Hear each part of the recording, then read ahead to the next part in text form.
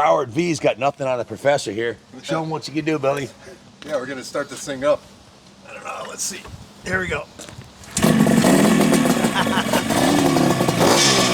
No newbie for these. Put that RZ Cup Daytona on one of these.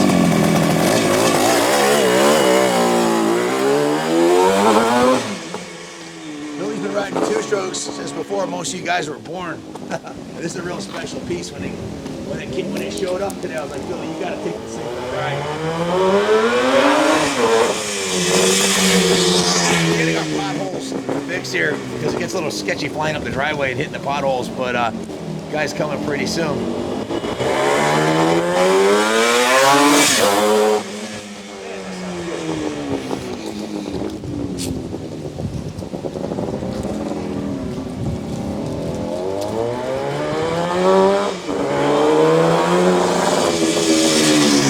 I love the purple color, man. What a beautiful machine.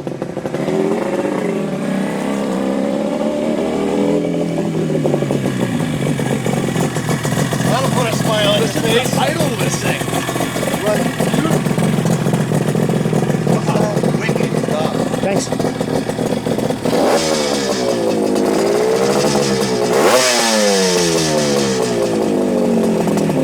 I'd say that's a perfectly tuned RD, huh? Right on point. Spot on. You don't stay in through like this. You have to do some electronic computer, right? I was implying that it might have one. Give him the mic. Points ignition. Oh, he's got. Oh, I don't know what I got. The bike is out. We couldn't hear you, Billy. What were you saying? Man, I thought this thing had an electronic ignition in it, so I asked, and it's got points ignition. Usually the timing doesn't stay good for much more than 100 miles. This thing is spot on. Roll the throttle and the front wheels paw in the air. It's like putting on a familiar old pair of slippers for me, you know? I bought one of these new, and it was like back in the 70s, 76, and it feels just the same as that bike did. Fantastic. My 1975 RD350, which I bought when I was 15 years old, actually traded my Triumph 500, that was a hand-me-down, for the RD, was not as good as this thing is 50 years later. That's amazing. The Avon tires on there, the braided stainless brake lines, the better bars, grips, the DG pipes, the tuned Mikuni carbs, the fresh top end, everything ties in together for one tight as a tiger machine. So the previous owner that we just bought it from is standing right behind me here. Can you tell us a little bit about this bike? How did it get so good? Well, it got so good due to the fact that it didn't come to me that way. The person who owned it started on it a little bit and then basically lost interest, and he just said, you know, is it something you're interested in? So I basically bought it in boxes from him, more or less. It was a roller, but everything was apart. And the more I looked at it, the more I said, well, I might as well start from the bottom and go out, because there was just too much small stuff to do. So rather than just go in from the top, I stripped it to the frame, glass beaded the frame, painted the frame, and then went through the motor, crank seals, you know, everything there. How was the crankshaft? The crank was really nice in it. So I don't know if it had ever been done or anything before that, but it was beautiful. It was all oiled up well, and the guy stored it really well. It was just that it was in pieces. So I just went through it a little at a time, and then went to the local body supply place with an old side panel and had them mixed and matched the paint. And I painted it, put a set of decals on it that I ordered. I think they came out of Canada, actually. Yep. And the wheels were pitted pretty bad, the outer rims. So I ended up ordering up a set of those Akron replacements. Great choice. With a set of stainless hubs, stainless spokes from Buchanan's. Beautiful, And beautiful. Put it all together that way. New wheel bearings, basic stuff. Rebuilt the master cylinder, rebuilt the front brake caliper. Those were all stuck from sitting. And put the pipes on it. I was going to run stock pipes on it, honestly, but they were in pretty rough shape. And I really didn't find any that I thought were any better to replace them with. So I bought those. And just matched the carburation, to the pipes. And it's only been ridden very little since it's been done. It's been done for a number of years now, but it's always been inside dry storage. So I just take it out once in a while when I get a chance, and it's time to move on to another project. Right on. Those wheels are substantially lighter than the stock steel ones, aren't they, Billy? Oh, yeah. Yeah, and I don't know, they just look cool. They do. Don't They look If we awesome. Give them to Ronnie and Carlos for half a day. They'll come back looking like chrome. Oh too. yeah, if they polish them even further, sure. Yeah, they'll come right out. So guys, this is exactly what came off the truck. We haven't detailed it yet, and it doesn't really need it. Thing's beautiful. The bars, the levers, the grips, everything's super fresh. It pulls like a train. I mean, like right up to redline. And I knew it was warm, so I was able to, roll it up gently to redline, and it felt like it would go right through redline. Right. Still pulling. Yeah. So well done. You got the timing spot on. Yep. And the original carbs too, I see. Yep. So How yeah. long have you owned it for? I'd actually have to check the paperwork, but probably pretty close to 10 years now. Okay. Yeah. So I in met, that area. I met you at Rice-A-Rama, and I'm riding around looking for bikes I'm interested in. This thing had me at hello. There was a for sale sign on it, and I bought a whole trailer load of bikes. I didn't connect with you in time before you left, but I wanted to buy it then. So I'm glad you called me, because this is something I knew Billy and the whole crew here would get a real kick at, and we enjoy it. We buy them barn fresh and do what you did. Right. But, with the paid staff and all the overhead we have, we bill out our labor at $120 an hour, and to do a frame off on a bike like this and paint the tank and rebuild the engine, you're looking at somewhere between 70 and 100 hours labor, depending on what it needs. I mean, do you have any idea how many hours labor you put into it? That's a very good question. I did it over a period of time, so I wasn't on it, every second. So every little thing, I'd say just in basic sandblasting time and, glass beating time and all the individual pieces as those go, I probably got 30 hours in the glass beater alone. Wow. And then all of the rest of the time doing the body work and cleaning everything up a little at a time. So it's probably quite a few hours in it.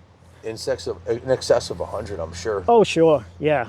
Little things like the bottom side of your fenders look factory fresh, where normally they're all crusty and rusty and Right. everything else. And the shocks. What kind of shocks are those? Those were old S&Ws, I believe. It was one of those, I just bought them out of a surplus because they were the right length, and they were blowing some out. So They feel perfect. Like the spring rate on it is perfect. Billy, when you race these at Daytona, when you race at the national level in these, was there anything else you do to a bike? Like, is this pretty much track ready? Or what? Oh, this is track ready. These bikes will run bone stock at the racetrack and do very well. And I left mine alone. With these pipes, I mean, you're going to go a lot faster. It definitely will pull harder and longer, and probably get another 10 miles an hour just from those pipes. So these bikes are good for 115 miles an hour, maybe 110 to 115, and with the pipes, probably 120. Yeah. Yeah. Can you lean it over farther with these pipes too? And stop? No, because No, the limitation is you put foot pegs. it's right here. This is the limitation right here. Right. Okay. So it's yeah, not the pipe. yeah. No. The step bar is what limits the turning on these, so the pipes don't get in the way at all. They're tucked in perfectly. Yeah, Are they fantastic. lighter than the stock pipe? Yes, much. Yeah, they are lighter than the considerably. stock. How much, if you had to guess? I'd say probably between the two, 10 pounds. Yeah, I was going to say about 5 pounds a piece, probably. Yeah. Sure. That's Yeah. not considered unsprung weight because it's hanging below. It's low, right, that's below the sprung- axles, sprung actually. Weight, right? It's sprung weight. It's on the chassis. So you got 10 pounds less of sprung weight. And how about the unsprung weight with them aluminum rims? How many pounds did it drop, you think? Probably a couple each. Yeah, a couple probably each, maybe yeah. 5 pounds between the That's two. a lot for unsprung weight. Yeah, though, right? roll- For Rolling- sure, and yeah. that also governs how you steer the bike, because you got all that spinning mass. When you go to turn the bike, if you got a lighter wheel, it turns quicker and easier. Right. So that just really adds to the performance. It's a performance enhancement, really. Which isn't a big deal cruising down West Main here, but we're doing 115 into the first turn at Daytona with 40 rabid racers behind you. Yeah, you want to come out of the other side, right? Right? Yeah. You want to get in and out as soon as possible. Yeah. Real joy. Thank you for coming by today with Thanks, this bike. Ken. Thank you. Appreciate you. Yeah. All right. I really appreciate it. So should I shoot inside and see? Yeah, Junior's going to go cut you a check right away. All right. Tell him he can't cut it fast enough as far as I'm concerned. Okay. And there's right. no negotiation on the price. I don't want to take off of this one. Sold. Sold. As soon as I wrote it, I was like, sold. Thank you. Thank you, But yeah, what a cool piece. Absolutely. Oh, I'm in love. This would be an easy one to keep around for the long haul for sure. If you're looking for a forever bike, you'd be an idiot not to buy this one. If you're looking for a world-class classic that is going to only appreciate value. And the best part about a 50-year-old RD is they're a freaking hoot to ride. When I was riding this, I was thinking, there's only one other bike I enjoy as much as this, and that's a big bore 500 two-stroke like a CR or a KX. When it comes to vintage bikes, a lot of the vintage bikes, they're cool, they're fun. They've got, you know, there's certain character traits, but as far from a performance standpoint, you got to cover the rear brake on this thing. Oh yeah. I have two right feet. I'll have to show you in the video. I have two right feet because my left foot got chopped off on an RD350 and they had to sew it back on. I have like a lot injuries like Evel Knievel had. You know, like I broke a lot of bones from riding faster than my angels could fly. But it's one of the reasons I believe in God is I'm still alive today. I flipped an RZ for 350, which is a liquid cooled successor to this. When they come on the pipe hard, you got to cover the rear brake, man. And like Billy said, you just roll the throttle on and the front end comes up, right? Just a roll, no clutch. Yeah, and with this bike, if you were to, you know, be an expert rider like yourself, just roll it up and you could stand it up and shift right through the gears into sixth. There is no four-stroke that'll do that in that capacity, is there? Oh, I don't know of one, but this is just a lot of fun. Lightweight, handles beautifully. They got it down pat with this, and this is all based on a TZ250 Road Racer. Is that rear shock about a half-inch longer in stock? I think it is, isn't it? It might be just a shade longer because the fender looks a little farther away. They also did the braided stainless brake lines on here and the K&N pod filters, so you got more air coming in, more air going out. You dropped how many pounds? 15 pounds? Yeah, probably on 15 an pounds. light bike? Yeah, yep.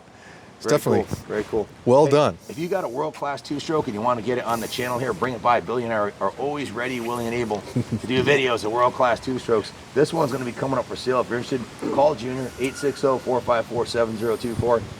You won't find a nicer one that's had a full frame off. Thanks for watching, and God bless America.